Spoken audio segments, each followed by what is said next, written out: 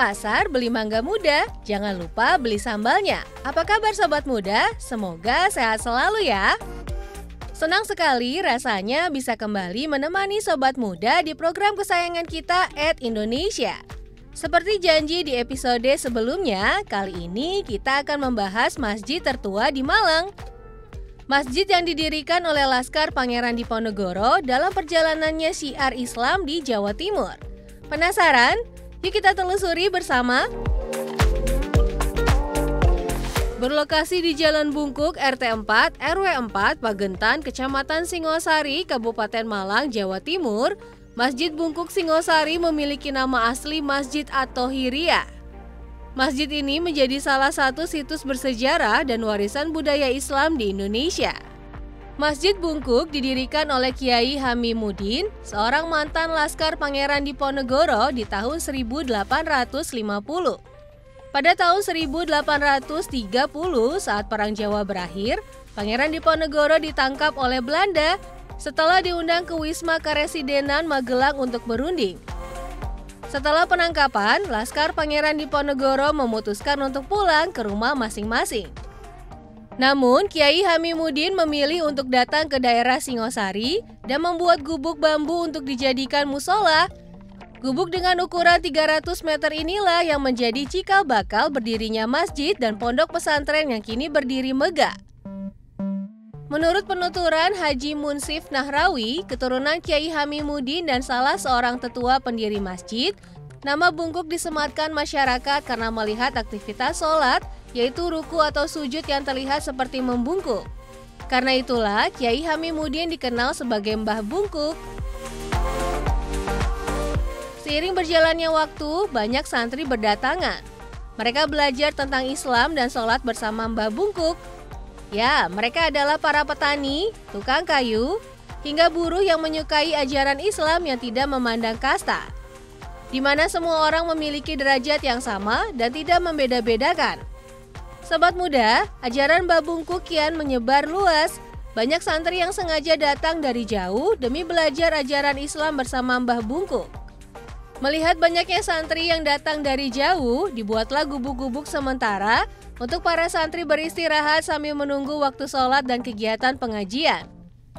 Kiai Hamimuddin wafat pada tahun 1850 dan dimakamkan tepat di belakang masjid. Hingga saat ini, makam Kiai Hamimuddin tidak pernah sepi dikunjungi para peziarah. Sobat muda, sebelum ke makam, kita bahas bangunan Masjid Bungkuk yuk. Sobat muda, memasuki bangunan masjid dari pintu depan, kamu bisa merasakan suasana sejuk memenuhi ruangan masjid. Terdapat lampu indah di tengah-tengah bangunan dengan 4 pilar penyangga. Pilar ini sudah ada sejak awal berdirinya masjid loh.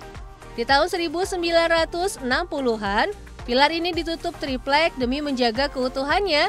Dan 17 tahun lalu, kayu aslinya ditutup dengan kayu jati demi menjaga kayu aslinya. Tinggi pilar mencapai 5 meter dengan sisi berkaitan. Tepat di atas pilar terdapat ukiran ayat-ayat kursi mengelilingi 4 pilar. Sekilas memang tidak ada kesan tradisional dan tua pada arsitekturnya, karena masjid ini telah mengalami beberapa kali renovasi demi memenuhi kebutuhan jemaah yang terus bertambah banyak seiring berjalannya waktu. Tepat di tengah masjid terdapat mimbar dan area imam, di bagian kiri masjid terdapat beduk, dan di kanan adalah area khusus perempuan, lengkap dengan lemari mukena dan rak buku. Masjid Bungkuk juga dilengkapi dengan CCTV demi menjaga keamanan dan kenyamanan masjid. Area wudhu terdapat di belakang sebelah kiri bangunan masjid. Sobat muda bisa berjalan melalui gang kecil di sebelah kiri masjid. Gang ini memisahkan antara bangunan masjid dan kantor pengelola masjid. Demi memenuhi kebutuhan jemaah yang terus bertambah, Masjid Bungkuk menyediakan lantai 2 yang bisa digunakan saat hari-hari besar. Berjalan ke belakang, sobat muda bisa melihat area pemakaman yang cukup luas. Ini adalah area pemakaman khusus keluarga besar Kiai Hamimuddin. Namun bukan makam ini yang akan kita bahas ya sobat muda, melainkan makam yang ada di dalam ruangan tepat di belakang masjid. Inilah makam Kiai Hamimuddin, Kiai Thohir dan keturunannya. Kiai Hamimuddin menikahkan salah satu putrinya dengan Kiai Thohir dari Pasuruan yang merupakan keturunan Sunan Ampel. Kiai Thohirlah yang kemudian menjadi penerus Kiai Hamimuddin dan menjadi pengasuh pondok pesantren Miftahul Falah dan memberi nama Masjid At-Thohiriyah. For your information Sobat Muda, makam yang ada di dalam ruangan ini tidak dituliskan nama. Nama-nama bisa kamu lihat di dalam sebuah figura yang ditempel di dinding dekat pintu penghubung makam dan masjid.